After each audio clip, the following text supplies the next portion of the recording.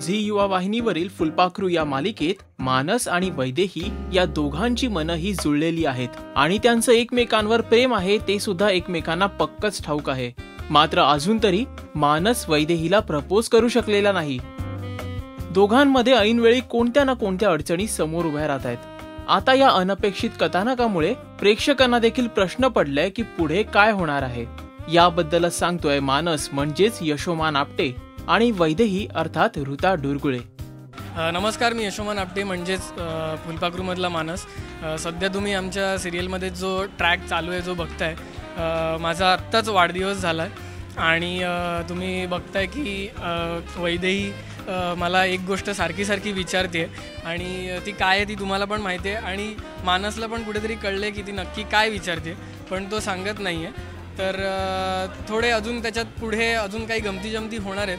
तर नक्की काय मला सांगायचं आहे आणि वैदेही काय विचारते ते तुम्हालाही कळलं असेलच, पण थोडी वाट बघा, ते तुम्हाला नक्की कळेल.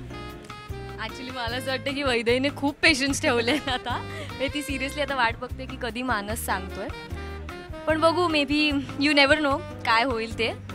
And we also are very excited की कधी तुम्ही पुढचा ट्रॅक बघताय आणि we really want your reviews आत्ता. आणि तसे मला तुमचे मेसेजेस येत आहेत की आता तूच बोल, काय मानस काही बोलत नाही वगैरे. But still I think Vaidehi will wait and Sheel wait when Manas will see. So let's see. Well, मालिकेत काय होणार यासाठी आपल्याला सोमवार ते शुक्रवार संध्याकाळी 7:30 वाजता ती पाहावीच लागणार आहे. मात्र यशोमान आपटे आणखीन एक कारणासाठी खुश आहे, ते म्हणजे फुलपाखरू मालिकेत त्यांनी गायलेल्या गाण्याला त्याच्या फॅन्स कडून कॉम्प्लिमेंट मिळत आहेत.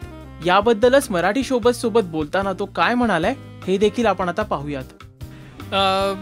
प्रतिक्रिया म्हणजे माझ्या आधीपासून जे कॉलेजचे आणि शाळेचे मित्र आहेत त्यांना माहिती होतं की मी गातो बऱ्यापैकी, पण ज्यांना अजिबात काही आयडिया नव्हती त्यांचे खूप मेसेज आले आणि कमेंट्स वगैरे आल्या की तू खूप चांगला गायलायस, सुंदर गायलायस, पुढची गाणी काय आहेत वगैरे वगैरे त्यांनी मला विचारलं. सो रिस्पॉन्स पण त्या गाण्याला खूप चांगला होता. फुलपाखरू मालिकेत आणखीन काय नवीन घडणार याबद्दलचे लेटेस्ट अपडेट्स आम्ही आपल्याला वेळोवेळी देणारच आहोत.